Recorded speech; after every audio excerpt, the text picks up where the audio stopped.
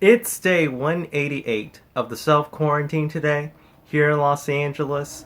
The wildfires are still raging on here in Los Angeles. The Bobcat fire is still spreading a lot of destruction in the Angels National Forest. And a lot of those communities that are very close to the forest are on high alert.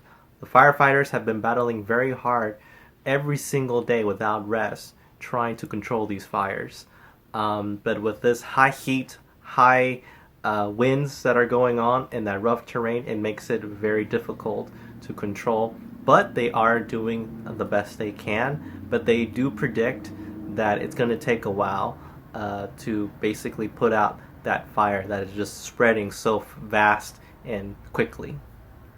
Furthermore, there's actually something I wanted to talk about, an incident that happened this past Saturday south of Los Angeles in the city of Compton. I actually didn't have a chance to talk about it all week because I wanted to get as much information as possible.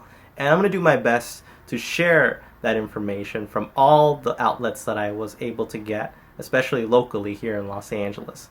So this past Saturday, these two officers were basically patrolling the city of Compton in the Compton metro station, and they were actually assaulted and attacked by a cowardly person who was basically going close to their patrol car, and he shot both of those officers in point blank range. A very cowardly and unprovoked attack by this demon of a person. And then after he shot those two officers, he basically ran away. Luckily, those two officers, even though they were critically wounded, they were still able to radio for help. When help arrived, there was a lot of officers trying to help and see if they could find this guy. Nowhere to be found, unfortunately. So when those two officers went to the hospital, immediately they were actually a demonstration of people in which they were blocking the entrance of the hospital, and they were basically saying a lot of profanity, a lot of derogatory terms towards the officers, taunting them, basically celebrating in a way of, those two officers being in that critical state of being shot at, and they actually were shouting, "Hope they die, hope they kill more," just like the most senseless thing ever. And then the other officers that were around that hospital basically drove them away. And then there was another demonstration in which there was a reporter who had her credentials but was tackled by a lot of officers. And now there's just more of this tension between law enforcement and the community. But when the dust settled, the chief of the LAPD, of the sheriff's department, basically said that they're in a manhunt right now, and they actually got security footage of the assailant who basically attacked those two officers, and they're trying to get him.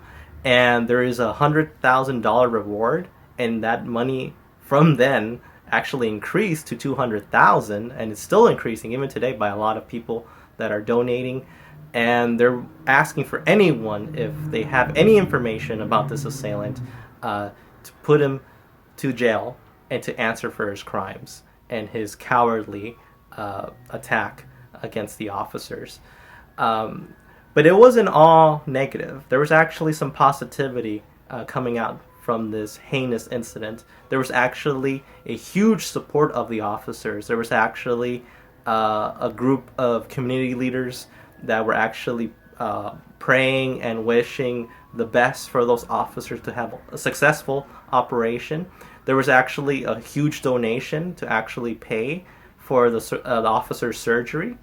And the doctors said that from the time they were admitted to the hospital, which were in critical condition, now they are in stable condition and are actually expected to have a full recovery.